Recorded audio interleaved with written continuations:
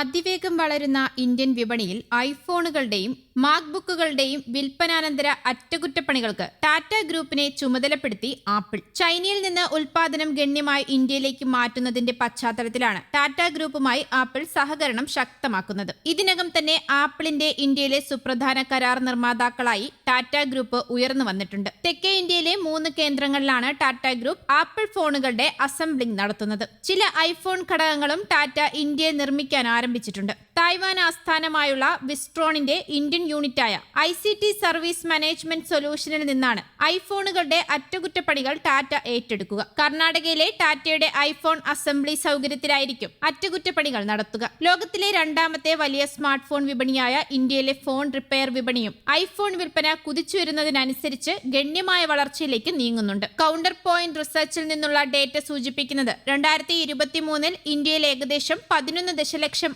ഐഫോണുകൾ വിറ്റഴിക്കപ്പെട്ടു എന്നാണ്. ഇത് ആപ്പിളിന്റെ വിപണി വിഹിതം 2020 1% നിന്ന് 7% ഉയർത്തി. ചൈനീസ് ഉൽപ്പന്നങ്ങൾക്ക് ട്രംപ് ഭരണകൂടം ഒരു ഘട്ടത്തിൽ 125% വരെ പ്രഖ്യാപിച്ചിരുന്ന താരിഫ് പിന്നീട് 30% വരെയായി കുറച്ചു. ഇതിനെ തുടർന്ന് ചൈനയിൽ നിന്ന് US ഇറക്കുമതി ചെയ്യുന്ന ഉൽപ്പന്നങ്ങൾക്ക് കൂടുതൽ വില നൽകേണ്ടി വരുന്ന സാഹചര്യം ഒഴിവാക്കാനായി പല ബഹുരാഷ്ട്ര കമ്പനികളും ചൈനയ്ക്ക് പുറത്തേക്ക് നിർമ്മാണം വികസിപ്പിക്കാൻ പദ്ധതിയിട്ടിരുന്നു. ഇത്തരത്തിൽ ചൈനയ്ക്ക് പുറത്തേക്ക് ഉൽപാദനം വ്യാപിപ്പിക്കാൻ തീരുമാനിച്ച ആദ്യ കമ്പനികളിലൊന്നാണ് ആപ്പിൾ. ഐഫോണുകളുടെ ഉൽപാദനം ഇന്ത്യയിൽ വർദ്ധിപ്പിച്ച് US ഇറക്കുമതി ചെയ്യാനാണ് കമ്പനി ലക്ഷ്യമിട്ടത്. ഇതിന്റെ ഭാഗമായി ഏപ്രിലിൽ ഇന്ത്യയിൽ നിന്ന് അമേരിക്കയിലേക്കുള്ള ഐഫോൺ കയറ്റുമതി വലിയ തോതിൽ വർദ്ധിച്ചതായി മാർക്കറ്റ് റിസർച്ച് സ്ഥാപനമായ ഓംഡിയ വ്യക്തമാക്കുന്നു. US ഐഫോൺ കയറ്റുമതി ഏപ്രിലിൽ 76% വാർഷിക വളർച്ച കൈവരിച്ചത്. ഏപ്രിലിൽ ഇന്ത്യയിലെ ഫാക്ടറികളിൽ നിർമ്മിച്ച ഏകദേശം 30 ലക്ഷം ഐഫോണുകളാണ് US കയറ്റുമതി ചെയ്തത്. അതേസമയം ചൈനീസ് കയറ്റുമതി 76% കുറഞ്ഞ് 9 ലക്ഷം യൂണിറ്റായി. ഇതാദ്യമായാണ് അമേരിക്കൻ വിപണിയിലേക്ക് ഐഫോണുകൾ വിതരണം ചെയ്യുന്നതിൽ ഇന്ത്യ ചൈനയെ മറികടക്കുന്നത്.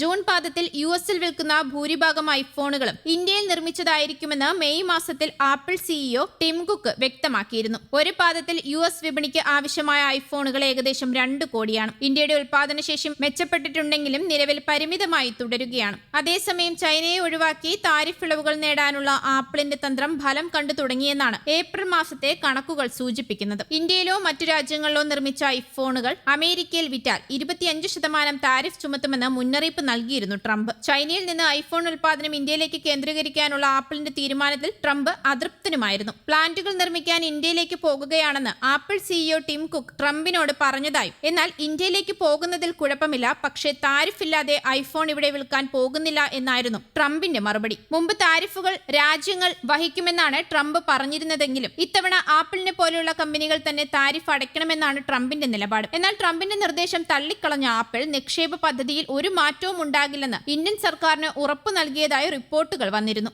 News desk Kerala Kaumudi.